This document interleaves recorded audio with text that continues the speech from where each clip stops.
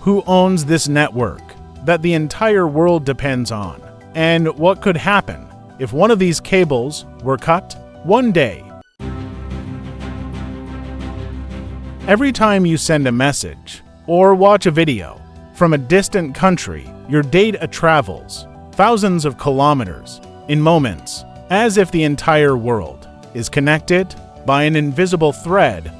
Many people imagine that the internet travels by satellites or through a digital cloud, but the reality is completely different. In fact, most of the global internet travels somewhere else, far from our eyes. There, deep beneath the oceans, lies a vast network of cables connecting continents and carrying most of the world's data traffic. But how did these cables get there in the first place? And how do they transfer data between continents at such speed? How does data travel inside a cable at the bottom of the ocean? Although the idea of submarine cables may seem simple on the surface, the technology behind them is extremely complex. The cable itself does not transmit electricity, as some might think, but rather transmits light. Inside each cable are extremely thin optical fibers made of pure glass. These fibers transmit data as pulses of light, moving at nearly the speed of light. Each light pulse represents a piece of data, a message, an image, or a video. But the challenge is these cables can extend for thousands of kilometers across oceans, and over this distance, the signal gradually weakens. That's why special devices called signal amplifiers are placed along the cable. They boost the light every few tens of kilometers so it can continue its journey across the ocean. The result is a complex network of light moving inside cables, only a few centimeters wide, yet carrying trillions of data every single day.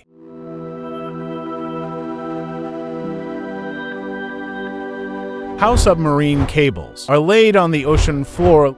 Laying an internet cable under the ocean is a difficult task before it even begins. Detailed studies of the seabed are conducted to determine the best possible route, avoiding seismic zones, busy shipping lanes, and dangerous areas. Then, specialized ships begin the operation. These ships carry thousands of kilometers of cable. They move very slowly across the ocean while lowering the cable gradually to the seabed. In deep waters, the cable simply rests on the ocean floor, but near the coasts, it is buried under the sand to protect it from anchors and ship. A single cable can take months to install.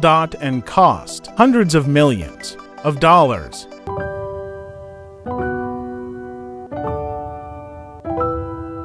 The network that connects continents today, a vast network of submarine cables, connects most of the world. Hundreds of cable systems link continents together, some stretch for thousands of kilometers without interruption, connecting cities that are incredibly far apart. One cable may connect Japan to the United States. Another connects Europe to Africa.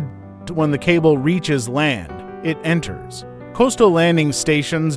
Where data transitions from submarine cables to land networks. From there, it travels through local fiber networks until it reaches homes and phones, and just like that, a global network is formed, connecting billions of users around the world.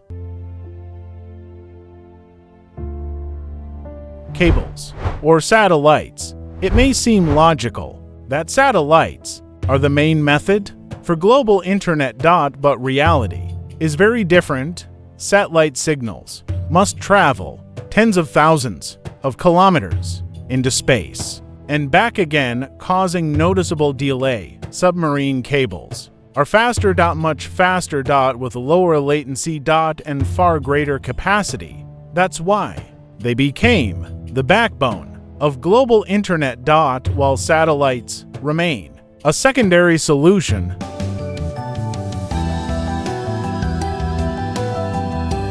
The chokepoint, where global internet passes. Although cables are spread worldwide, some locations become extremely critical. One of these is Egypt. Because of its position between the Mediterranean and the Red Sea, a large portion of internet traffic between Asia and Europe passes through it, making it one of the most important digital corridors in the world. Any disruption here can affect a huge part of global connectivity, and here lies the truth. The internet may seem decentralized, but certain control the flow of data.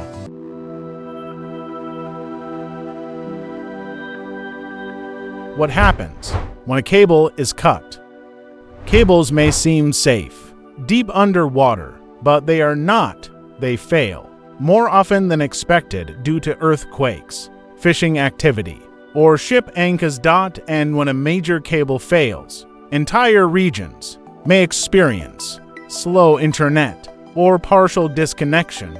Fortunately, data can be rerouted like traffic on highways, but still, major failures can impact millions at once.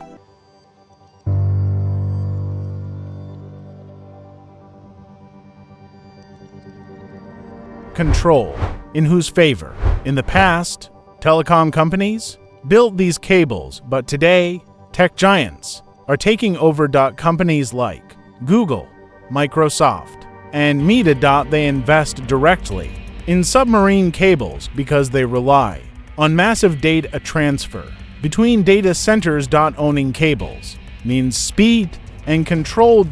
And slowly, the balance of power is changing. Submarine cables are now a strategic asset for nations, for corporations. Those who control them control the flow of information. And that means power.